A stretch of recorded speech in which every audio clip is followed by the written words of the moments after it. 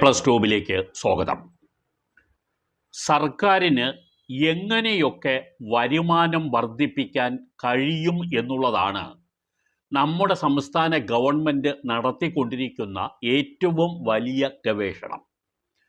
ജനങ്ങൾക്ക് എന്തു ബുദ്ധിമുട്ടുണ്ടാകുന്നു എന്നുള്ളതിന് പ്രഥമ പരിഗണന നൽകാതെ ജനങ്ങൾ ബുദ്ധിമുട്ടിയായാലും വേണ്ടില്ല, സർക്കാരിന് വരുമാനം കിട്ടണം.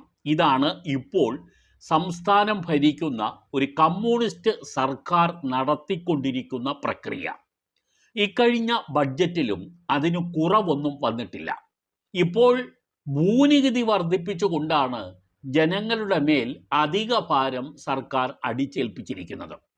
ഇപ്പോൾ 50% ഭൂനികുതി വർദ്ധിപ്പിച്ചിരിക്കുന്നത്. അത് അനുസരിച്ച് അടിസ്ഥാന ഭൂനികുതി എന്ന് പറയുന്നത് ഏറ്റവും